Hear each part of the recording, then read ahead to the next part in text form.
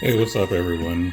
I wanted to make a video for two purposes. One, this is going to be last Claudia's 6 month report card, just to kind of show you guys my opinion on how they're doing this year in 2024.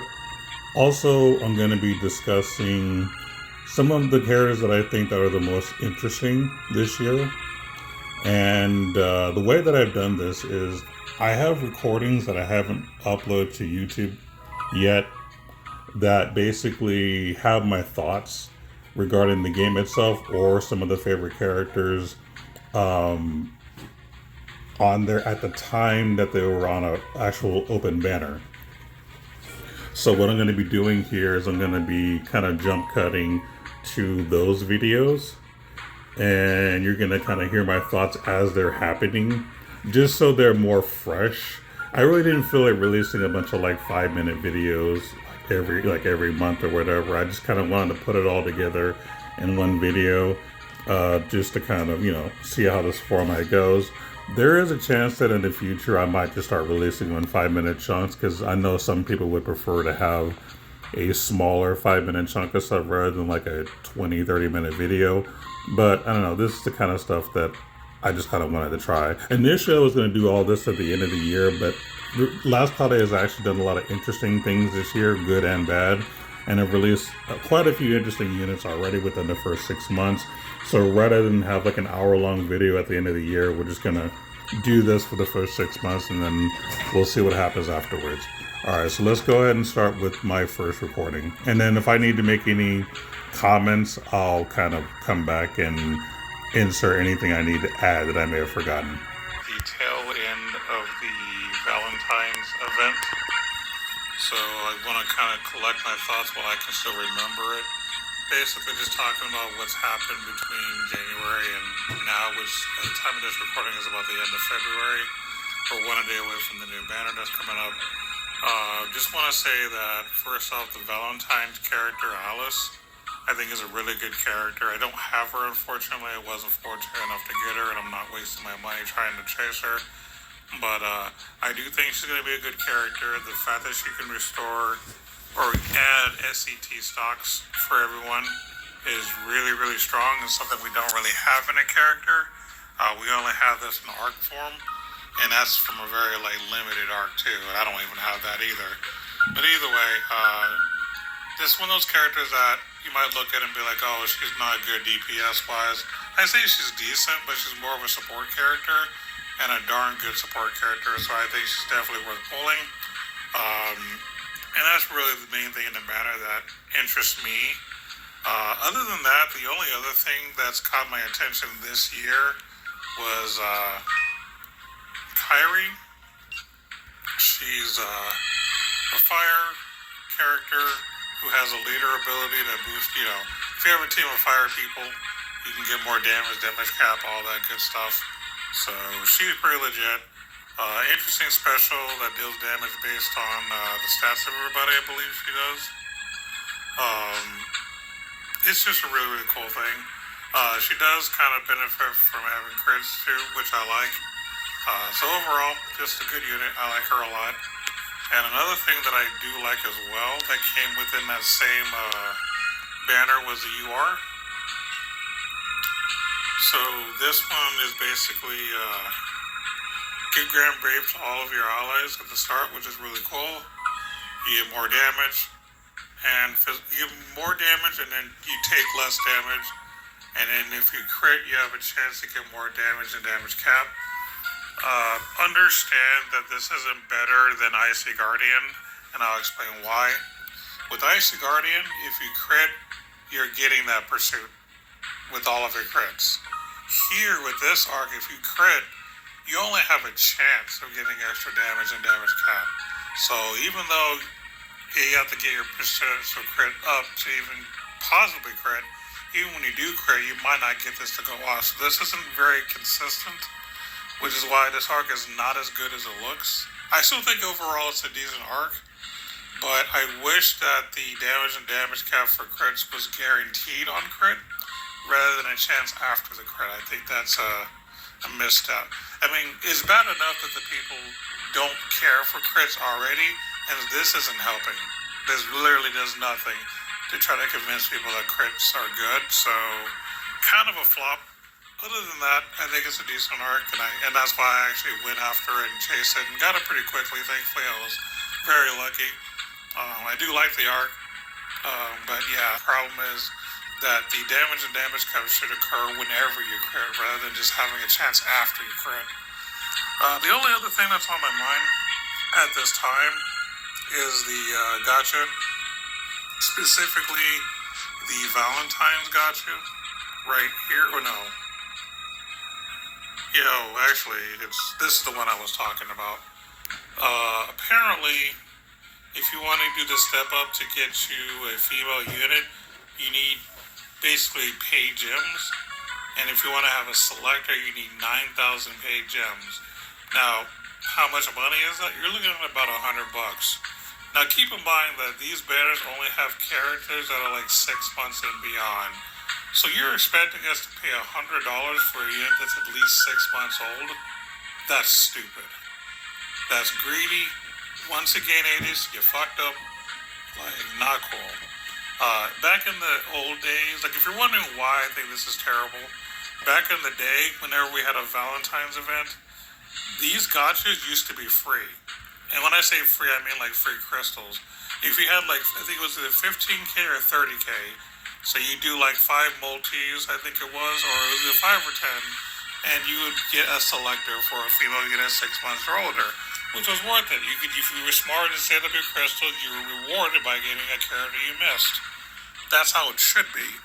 But unfortunately, this year in 2024, Ada decided they want to be greedy as hell and put this crap on here.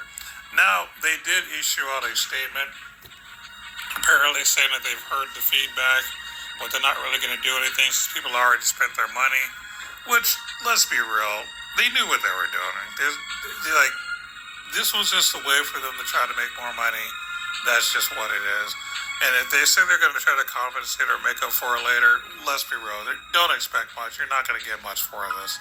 So yeah, this is a complete failure. Like I said, as far as gacha, Last Cut has been doing a terrible job this year. But anyway, but back to the good stuff. I will say that as far as like the Valentine character itself, I will say that it's actually cool that for the first time we actually got a Valentine's unit. Usually we have a Valentine's arc, which I think has been fine, and you used to be able to grind and get points to get the arc. This time it's just a banner with a character and an arc, but the character this time is a Valentine's unit. So we've never actually had a Valentine's unit. We've had a unit released for Valentine's, but they didn't have any kind of like chocolate or sweets or flowers or anything like Valentine's related at all. So this is the first character that they've ever done that's actually themed for Valentine's Day. So I actually appreciate that. I'll give credit where it's due here. You did a good job there. But yeah, those are my thoughts as of the end of February. All right. So as you can tell, I was highly disappointed in the Valentine's gacha specifically. As I said, the actual character itself was really good, but the gacha itself was just trash. Like I said, they were just Last Cloudia being very greedy. I don't know. There's not much to add. It's arguably the worst thing that Last Cloudia has ever done, or Adis, I should say, has ever done in this game. Now you could argue that what was it, Dr. Stone collab, where they had like an extra character, an extra banner that was not advertised at all. It just kind of showed up. People will probably say that was the worst thing. I think this is actually worse personally. But yeah, easily one of the worst things they've ever done. And that's definitely going to affect how their overall score for the year. Okay, let's go to the next one. So I want to go ahead and discuss Gilbert here, mainly because I like this character for a few reasons. So just to give you an idea, this character is a knight, which also means he's a tank. He is a thunder DPS character. But actually, I'm sorry, he's a Thunder character who does Thunder damage, but he's not a DPS. Mainly, he's more of a tank. He can do damage, but he's mostly made to be a tank. Also, he does have a leader ability. So if you have multiple Thunder units in your party, you can get certain buffs in terms of damage and even defense. So that's pretty cool. He does have also a passive that helps him become flinch proof. So I'm sure Mobile Gamers Unite loves that about this guy. So that's pretty cool. He also is good against. He's good at resisting elements that he may be weak to. He doesn't take nearly as much damage as anybody else would. So that's pretty cool. Basically, at least at the time of this recording, he's going to be the best tank in this game, like by far. I've been struggling trying to use people like Rudo in Arena or even Gorm. Like they're decent, but they're not good enough. They're just way too outdated. But this guy is a really good tank that'll carry your teams in Arena and GVG. He does have a skill somewhere within these passives that allows him to get more bonuses in GVG for your entire team. I'm not sure if it's a trade or if it's one of his passives, but either way, he's just a pretty solid character overall. I kind of want to give my thoughts about this guy overall, but yeah, I mean, basically he does have a charisma for people of his element. So what I've been doing for fun is I have a team of Gilbert, 2P, and Ryu from the Street Fighter collab. And I've been having a fun time just throwing it on auto. I'm letting them do like the events and stuff for me. Now this particular recording is being done during the Attack on Titan collab, so I'm using this team to fight like the big Titan or whatever. But it's it's a pretty easy thing to do. I can put on auto, not even think about it, and get the fights done. But overall, I think this is a very solid character. I'm surprised that they made a tank have a leader ability, but I think that's a nice, unique thing that they did. So shout out to Adish for doing this right. I think they just did a good job overall. Really good. Unfortunately, I did not pull the arc. I tried, but I'm not willing to spend money. It's just not worth it. So, I have no more free crystals. Anyway, it's a pretty good arc though for, your teams and defensive type scenarios and, any PvP scenario. All attribute damage taken minus 20%. Pretty strong already. At Battlestar, you can add 15% of your defense to your strength, which is alright. Give a defense with 50% buff for 10 seconds. That's cool. And give all allies an attribute weakness damage taken minus 20% buff is really good, especially in any kind of PvP scenario. And the learnables are cool too. You have a couple of guard abilities. We have one guard ability. Thunder Chance is fine. Counter Shield is interesting. Life Ward's okay. Fair and Square is pretty expensive. Not sure if it's worth it or not. I don't know. But Armor Mega Boost, I think, is definitely worth it, for sure. So, some decent, interesting learnables. The Ether Reward is fine. Nothing really to brag about. Basically, you get some good HP, decent strength, okay mind. You get thunder attack damage plus 10%, which is fine. Nothing special. Physical attack damage taken minus 5%. Again, that's fine. If it was all damage minus 5%, I think that'd be a lot better.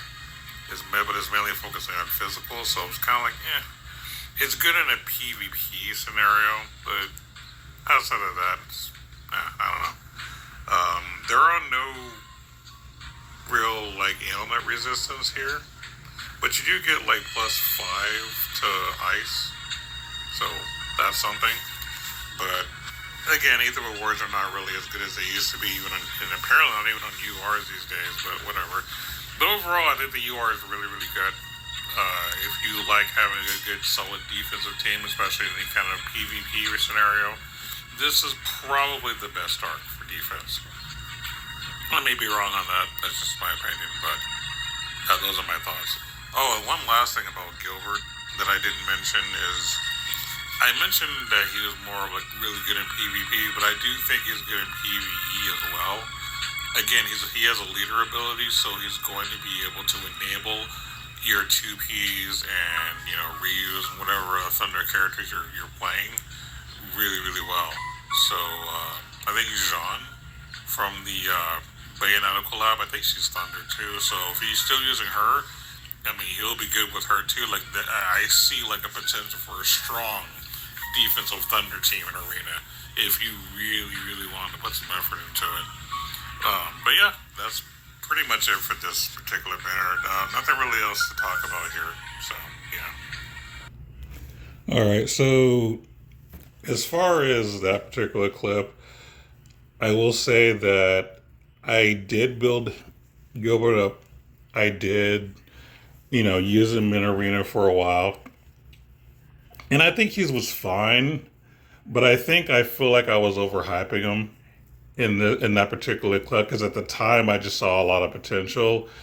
I think he's okay in Arena, but I don't think he's as good as I thought he could be. And that maybe because I never built a full Thunder team, so maybe, there are certain things I'm missing because I just haven't tried, having like 3 Thunder characters and getting all of the boost or whatever. But just kind of building him in just a typical normal Arena team, the results were kind of mixed. Like I don't think he's as strong as he could be. I would probably say that he's still probably the best tank that we have, but I don't know. Tanks aren't as great anymore. Like for the most part, when people have a tank, they don't just build tanks just to be tanks. They build tanks to kind of cast spells like Blizzard and stuff like that, on top of being able to kind of mitigate some damage. But most people in Arena are building a lot of glass cannons, so I mean the rest of your team is still going to die. They're still going to get points. So I just don't know if there's ever going to be a meta where tanks are going to be a big deal. I was hoping this was going to be the start to that, but as of right now in June, I just don't see that being a thing. All right, let's go to the next clip. Alright, so it appears that there was another 5th anniversary character coming out that I was not aware of. I thought it was the last one, but I forgot we're doing, I guess, 3 instead of 2, like we did last year. Not going to take very long. I just want to briefly say that Leodor is a character that also came out for 5th anniversary. He is a no attribute attacker. The unique thing about him is the fact that he's a no attribute attack physical DPS that is not required to move around. I don't believe we've ever had a character like this, because a lot of times when we have a character that can just kind of attack from anywhere, they usually have specific elements. So this is kind of unique, which is the only reason why I wanted to bring this up. So it does open a lot of doors for some new types of stuff. If you're the kind of person that loves to use Goddess Kiss, you don't want to have to be in the enemy's face. This is definitely a good character to use to attempt to do your Goddess Kiss procs with your Strength Ups and your new attribute boosts. But that's really all I wanted to say about him. I'm personally not pulling for him. Not that I think he's bad or anything. I do think he has a lot of potential in all game modes, but I'm at the point right now where if I don't have a lot of crystals, it's not worth spending, especially when there's a chance that I won't get it at all and it'll just all go to nothing. So, but either way, again, good unity if you get him. Congratulations. And then I guess I'll just talk about the arc. I haven't even looked at it. I'll be real with you guys. I have no idea what this thing is. Let's see, damage taken from humans, -20, skill damage, boost skill damage, damage cap. Okay, based on the special gauge, yeah, it seems fine.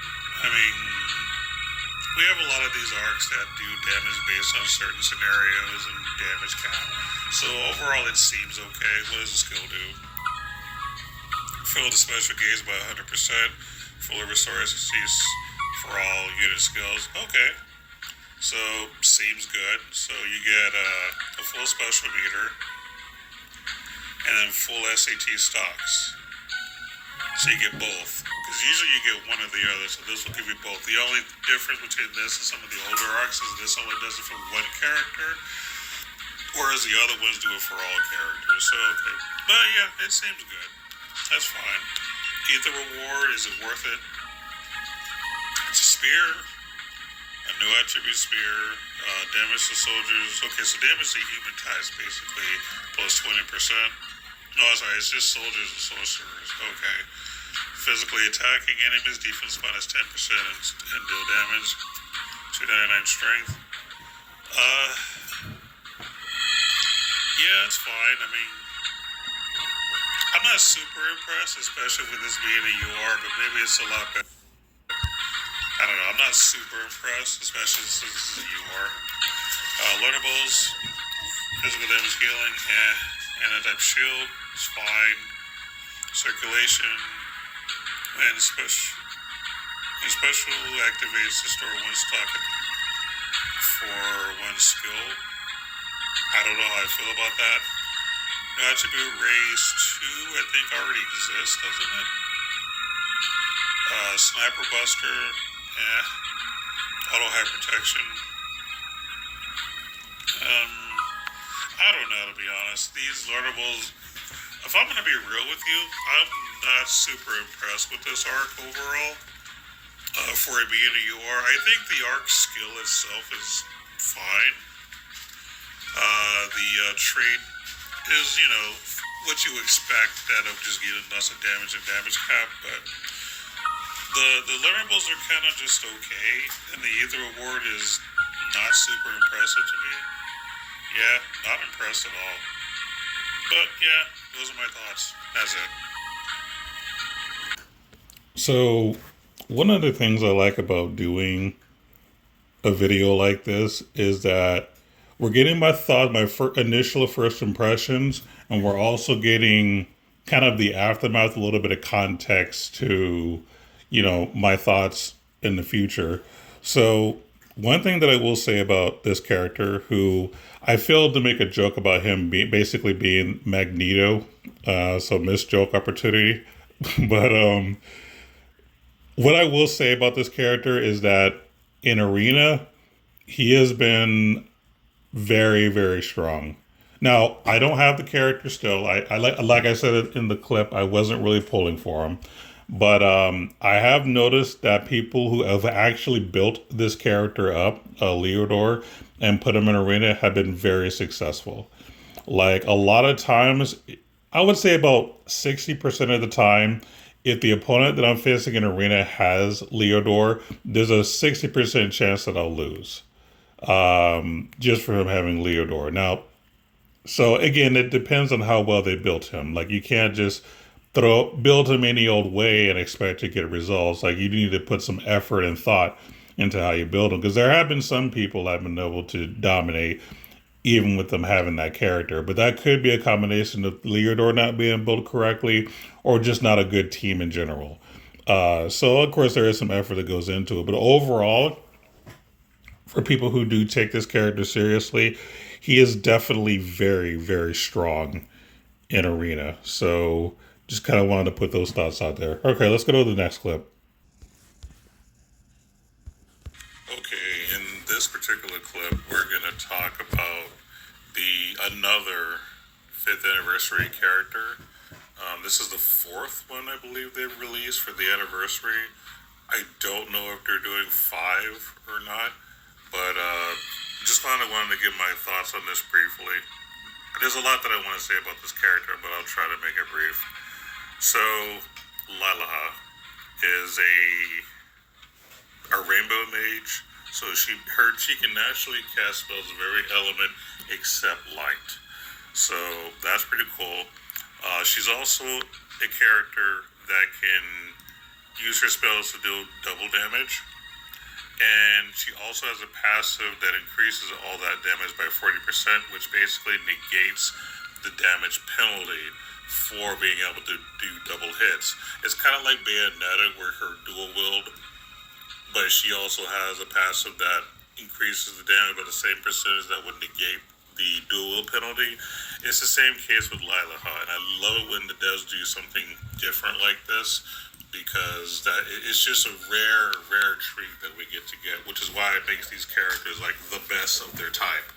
I believe Bayonetta is the best dual wield character out there because of that, and Lilaha is the same way. She's the best magic type character that can do double damage because of that passive. That means she does all the damage. There's no penalty for her. And she does lots of other cool stuff. She does have an anima and a charisma, which also can be very, very helpful. Now, if you're the kind of person that plays on auto, she'll typically do the charisma first and eventually do the anima. She doesn't always do it right away. Sometimes she'll do the charisma, she'll cast a spell, and then do an anima, which I think is fine, actually. That's usually the best way to do it, so I think that's kind of smart that they built the AI to do it that way. But really, really fantastic mage. I would honestly say that this is the best magic offensive damage dealer we have in the entire game. And she should be. She is the boss for Arc 2 of the story, so she needs to be the absolute best. So it makes perfect sense.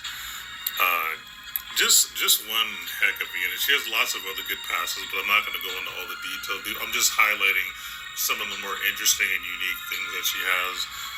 She basically has another passive that I think is interesting. It's basically like Orgon Ring plus I forgot what the other one is called. Basically, she boosts strength based off of int and increases int based off of strength. So she has like the best of both worlds. She can also use her skills, even if she doesn't have any skill stocks, by basically using MP. So basically, she technically has alchemy. So if you want to play her like that, you can. I haven't done that because I'd rather just use her as a mage. But you have that option too. She just has so many rare, unique things that most characters doesn't have. It just makes her one heck of a unit that you can do a lot of stuff with. Also, I've been testing her in Arena. She's fantastic in Arena. So if you're wanting a good mage that can help you get some wins, I highly recommend building her up. She's really, really strong. Of course, really good stats and all that stuff too. But yeah, she is just one heck of a unit, and she doesn't have any contradictory passives. And the reason I make that statement is because back when Lux Zeus came out, people were hyping him up hardcore, being like the best thing in the world. He did have some cool stuff, but one of the biggest flaws in the way that he was presented is that they were really pushing the idea of him not be using weapons at all as an option. But the problem with that was that damage was just not good enough to warrant that, and most people were just dual wielding anyway. So it basically he ends up having a bunch of stuff that just doesn't work as well as it should have. They fixed it with Wyvern, but I almost feel like Luxeus was really overhyped, whereas this character is actually everything she needs to be and more. Like, I cannot hype her enough. Like, and for those of you who watch my channel for a while, know that I've always liked mages more than physical DPS characters anyway, and I'm definitely 100% putting my stamp of approval on this character. Like, oh wow, good job, Ada. You did a fantastic job. You made a boss character exactly what she needed to be a good boss mage. Like, that's just perfection. Good job. I should also talk about the UR arc. I have not pulled this. I spent pretty much all the crystals I had to try to get it, and I just was not lucky. You should never chase URs anyway unless you're a whale, just because, the chances of getting them is low, and the pity is really, really high. I'm not complaining about that. I don't mind URs having a high pity, because this really is like the rarest thing and most important thing in the game are UR arcs. So for it to be hard to get makes sense. But I just wanted to try my luck because it's a UR I actually really, really like. Basically, it's good for mages. Lots of damage cap. Lots of good passives. Like, I think if everybody dies, if that's the only unit alive, it revives everyone or something like that. Yeah, that's right. And then you have a small chance to do more extra life damage. Pretty cool, so it can go on lots of people. The passes are really, really good. Magic Knight's amazing. Night Geyser's good. Robe and Earth and Fire Mega Boost really, really good. Like, this is just this is probably my favorite UR that I've seen in a long time. I actually haven't looked at the Aether reward. So this is a rogue, decent stats. Looks like damage is 50%, 2,000 cap, and you get illness resistance, which is pretty nice. So yeah, it's a pretty good item. Oh, and you get int as well. Yeah, really, really good. So this is actually a really strong UR. Again, I don't recommend chasing URs, but if you happen to have like a few thousand left over and you want to try to get it, sure, you can. That's what I tried to do. I just failed, unfortunately. But yeah, it is doing a really good job here. Now, you notice that this doesn't have like an arc skill. Honestly, I think that's fine. To be perfectly honest, UR arc skills lately haven't been anything super duper amazing, so I'm kind of glad they're making URs without the skill and just making their traits and learnables, really, really good. I think that sometimes that's better than having an arc skill that's just not important. So, good job on just making a really good UR. This is just a really good banner in general. One of the best banners they've had in a very, very long time. The last thing I want to go over real quick is the arena. I have to discuss this because I want to give this game props when they do things correctly, when they do it right. And I really think they did a fantastic job with this, with the arena lately. So the last time I talked about arena, they had basically changed it to where you only had 10 fights per day, which I think was fantastic. It kept people from just like grinding and all day long and getting too many points, or those of us who actually have a life and can't just play all day aren't just not having a chance to make top rankings. So this is great. It means that everybody has a chance, all that good stuff. I already talked about it in the other video. But what they've done here, like just recently, when they approved the arena again, they did a fantastic job. The most important thing I think they did here is that they nerfed Blizzard, which needed to happen. It was honestly like the most annoying thing in Arena. Because the problem with Blizzard is that it CCs everybody, which is fine, but this last hit would knock everybody up in the air, which means that your mage who gets knocked in the air can't cast back. So you're just stuck in an infinite loop of your mage just sitting there doing nothing and just everybody dying. It was the most annoying, oppressive thing in the world, at least for Arena. But they nerfed it to where it no longer knocks everybody in the air at the very end, which means now the opposing mage can get a turn, which is the way it should have been all along.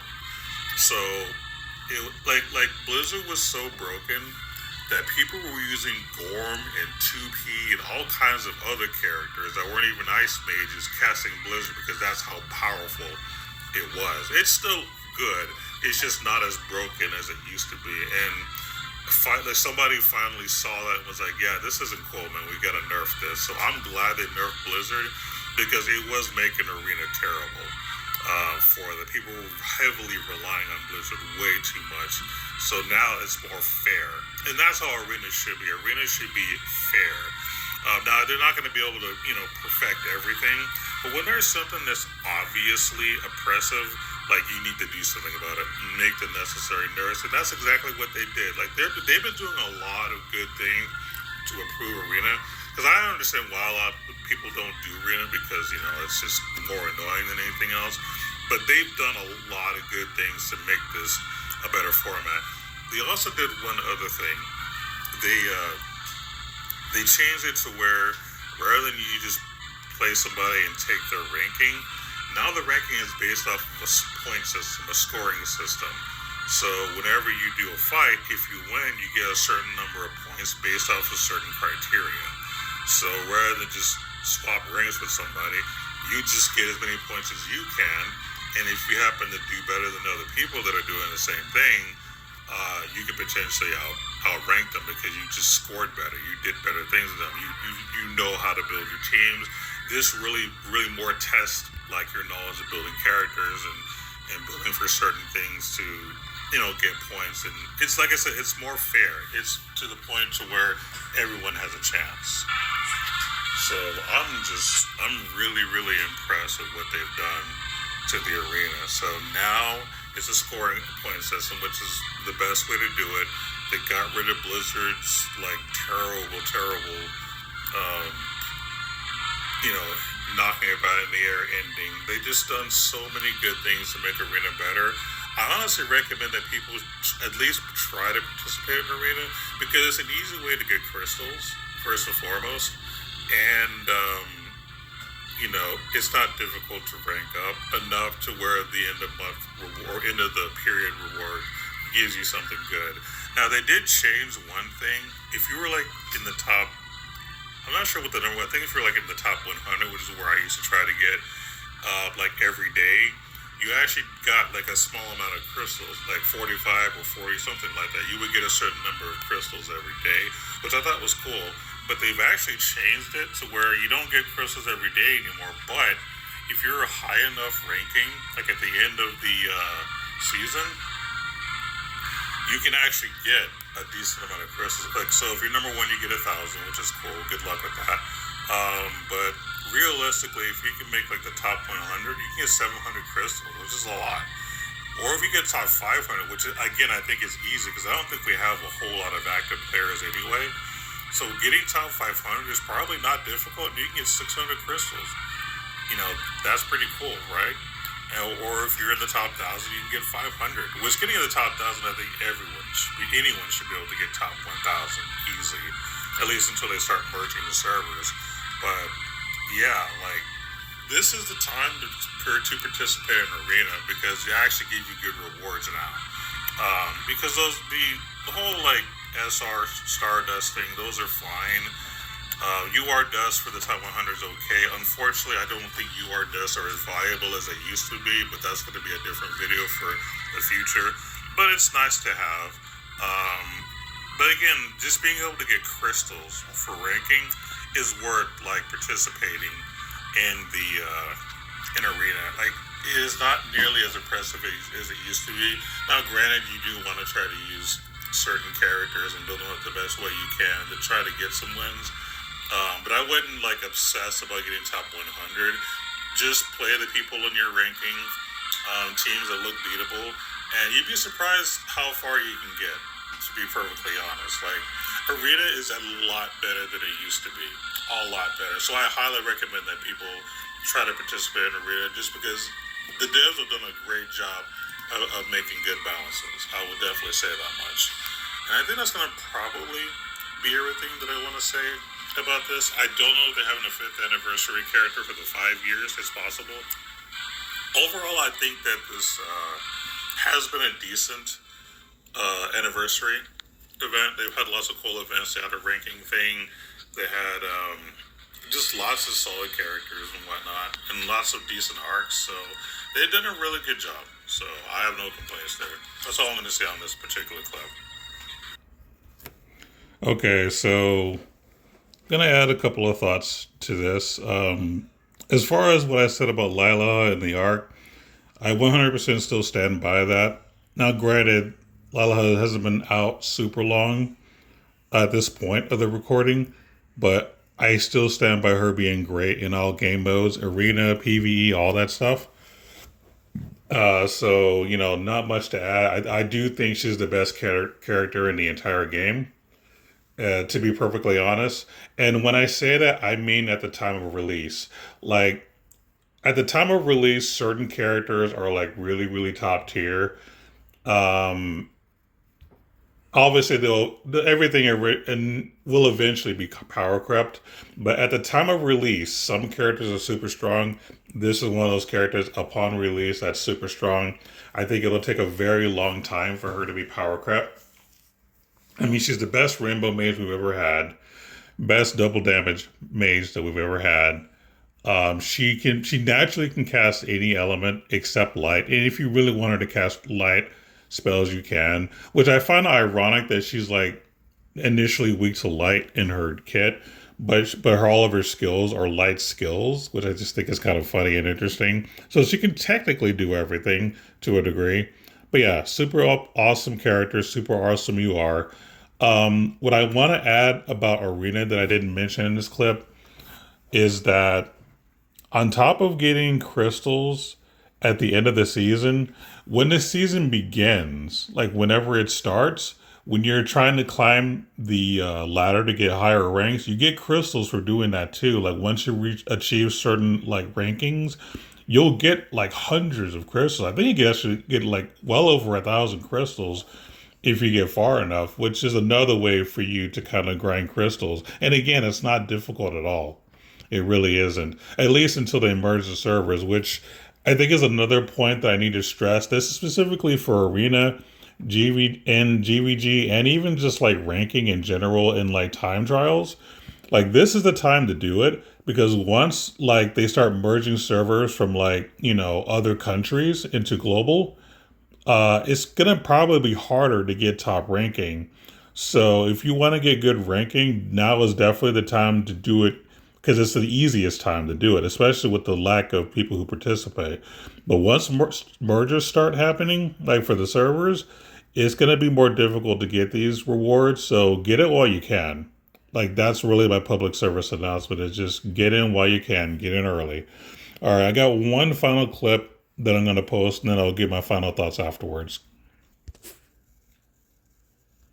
Okay, in this clip, I just want to talk about two things real quick. First off, the new Tower of Trials element version. Basically, what they're going to be doing for now is they're going to be going back and forth between Tower of Trials with an element and then regular Tower of Trials is what it looks like. So in this case, we got the Tower of Trials Fire. And the way that it works is you want to use whatever element that it's weak against to give yourself an opportunity to, get some wins. Now, they only have 10 floors. They're not super difficult. But I do like this idea because one of the things I really wanted in an event was a reason to build a team full of one element. Just kind of collecting teams for an element that you could use in a mode, but that requires those elements. And I think doing it through a Tower of Trials thing, I think is the right way to do it. And so I'm sure eventually they're going to add more floors to each of these elements that they release. But I do think it's a good idea. It basically promotes people to kind of make a bigger collection of, a variety of characters that can be used in a PvE mode that's just kind of fun, and you can get some rewards from it. So I think it's a pretty cool thing. Not a whole lot to say about it. I just like the idea in general. And then the other thing I wanted to briefly talk about is I guess you can call it the Battle Pass, really. But the LC rewards, I went ahead and purchased this just to see how much I actually liked it. Do I think it's worth it? I don't know. I think that's more a matter of preference. Most of the rewards you can get on here are stuff that you can get on other modes.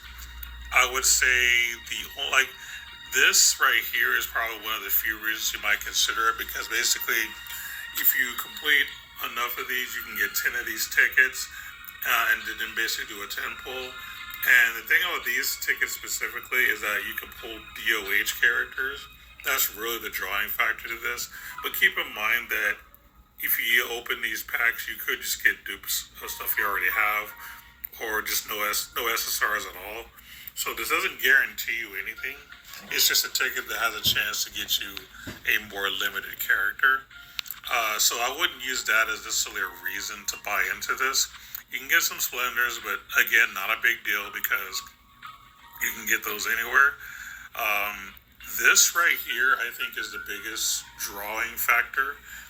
God Relic Prisms are very important in this game because it basically ups the maximum SC of a character. Well, okay, these are just shards, but when you have 10 of them, you can make a God Relic Prism, which will add 2 SC to your character. Adding more SC to your character means you have more options as far as how to build them. Now, in PvE type events, it's not super important unless you're doing like time trials, but in Arena, I think is where it honestly is the most important because the more options you have in Arena, the higher chance you have of actually winning. with the characters you're trying to use. So this, to me personally, is probably the biggest selling factor because these are semi-rare. Like you can't just get these all the time. I mean, you can get these in events, but you're only getting shards, right? So it's one of those things where if you really try to make certain characters better, uh, this is kind of the biggest drawing factor in this whole thing. Now they do have this other thing too. If I can find it, it's just hard to see on here because I've already purchased it. But the Godly Power Potion, basically it's just a more rare version of the experience pot you can get that has basically more experience than anything else. It's fine. I don't necessarily consider it a good selling point. It's just more of an added bonus. But yeah, I would. The only reason I did this was just for the prisms. That was pretty much it. You can also get like gold and other stuff, but most of this stuff is just stuff that you can get almost anywhere, so it's not overly important. Oh, and you can also get a stamp if you're like a collector of stamps. I think it's okay, maybe you can't. I can't probably pull it up. Whatever. Anyway, there's other stuff you can get, but I believe the God Relic shards is a selling point. So if you want to build up your characters better, that's basically the best. A way to do it. Is it worth spending $10 to do it? I don't know. Like I said, I'm going to say that's just up to you. But just wanted to put my thoughts together. But that's pretty much it. Okay, so I'm going to go ahead and head back to the last Cloudia screen and provide my final thoughts. Okay, so as you saw in these clips, I definitely have varying opinions about what's come out this year in terms of characters, arcs, and just events and different things that have just happened. So, what are the highlights? I would say that Last Cloudia has released a lot of strong, great characters and some interesting URs as well. Typically, there's not really many characters that interest me in general when they come out, at least not as much as, like this year. This year, I think they've been doing a consistent job of releasing just strong characters. They've introduced a lot of different game modes and have made some interesting updates to different game modes. Like specifically Arena is probably the best thing that I've seen this year in terms of improvement. And because honestly, since the beginning, Arena hasn't really been anything special. There have been so many issues with Arena, and I feel like this year alone in 2024, that's the number one thing they've cleaned up on the most. And I'll be honest with you, we kind of needed that. Because, for the most part, Arena hasn't been anything special, nothing to really get hype about to try to play or do anything with, because the prizes weren't really great. The meta was kind of just annoying. Like, it was just a lot of negative things, which turned people off from Arena in general.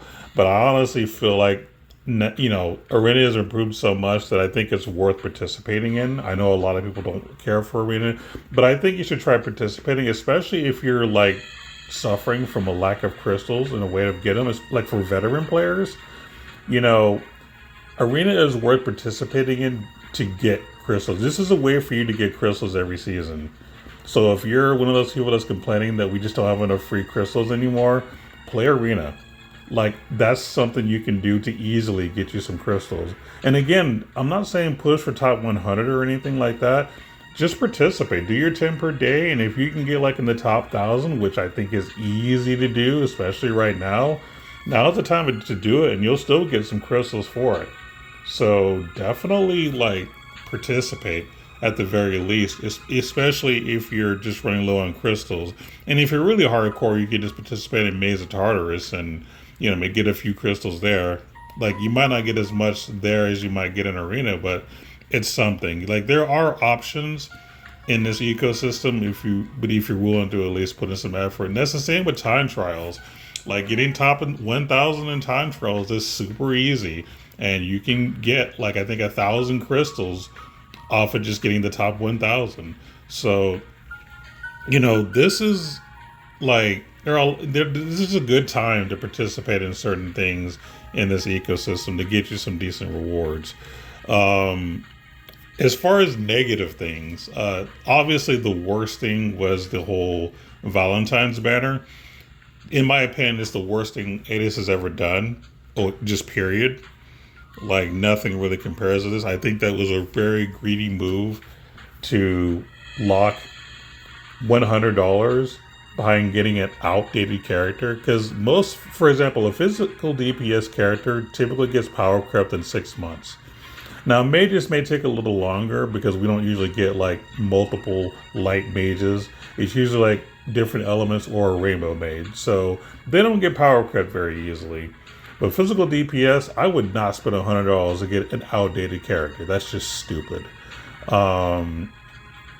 Even if it's a character I don't have, it's almost just not worth it. At least most of the time. Like, it needed to be done with free crystals. There's no reason to spend paid crystals on outdated characters. That was the stupidest thing they've ever done, and I stand behind that.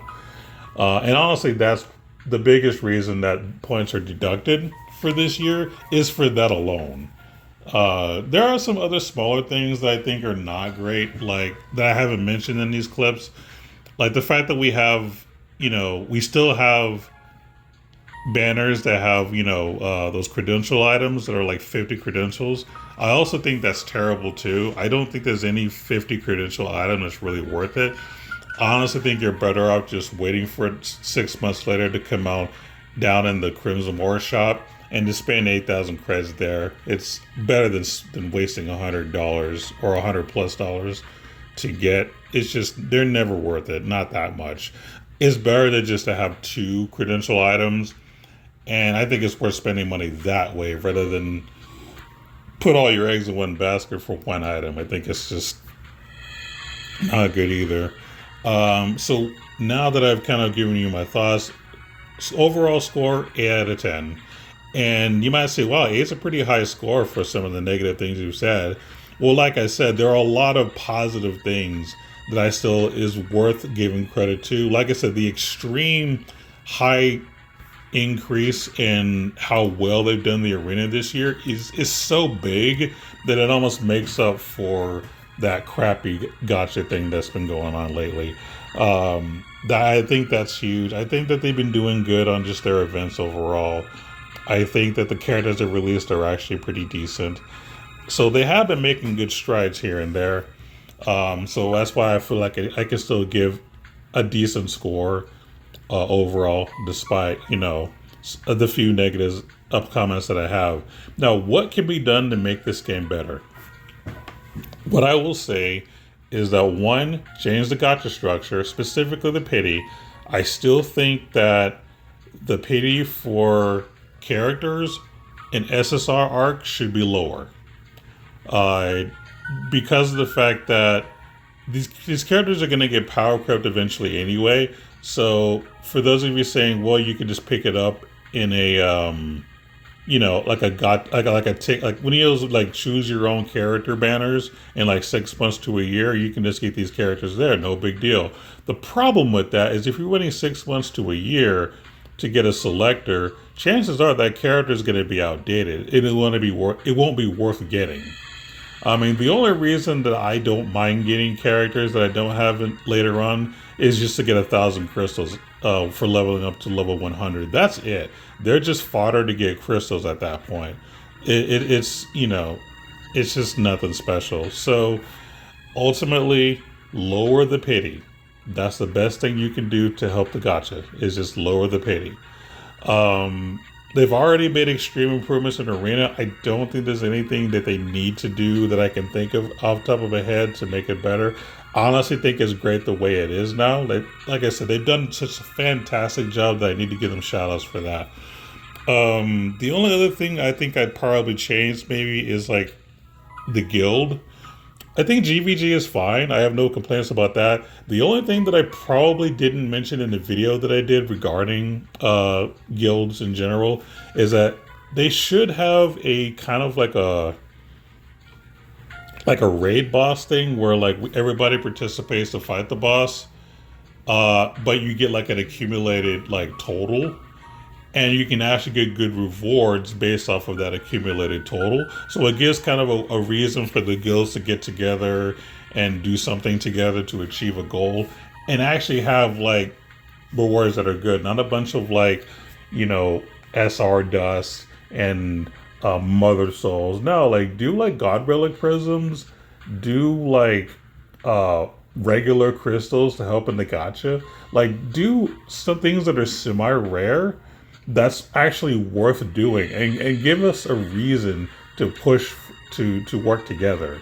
You know, GVG is fine, but again, a lot of people don't care about PvP related stuff. So if you really want to get like a guild to actually like cooperate together without it being like a PvP kind of thing, do like a guild raid kind of situation, and give good rewards for, you know, pushing to like a certain point or score or slay or whatever you want to do.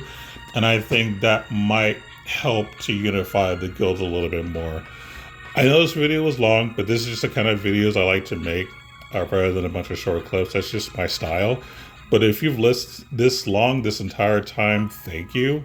I appreciate you actually taking the time to listen to me rant about this. I hope that the devs are seeing this to maybe make some improvements to the game. Even though overall I think they're doing a decent job, but there are things you can do to make the game better. So I hope you take some of this advice to heart. And as far as a player base, hopefully I gave you some interesting, you know, tidbits and maybe some advice on how to like decide what characters you want to pick in the future and why. And if you like this kind of format where I kind of go back and look at my clips and kind of provide some future context, let me know. Like I like feedback as far as like what your preference is, and then depending on, you know, what your reasoning behind it is, maybe I can change a few things. But I think that's going to be it for now. I think the next Last Cloudia I'm probably going to make is for the Sonic collab that's coming up. I'm not going to say anything about it right now. I'll give my thoughts like probably the second or third week of the event, to get my thoughts there. I don't want to say anything quite yet, but there's kind of like a future insight of what my next project is specifically for Last Cloudia. All right, well, until next time, take care. Keep gaming, y'all.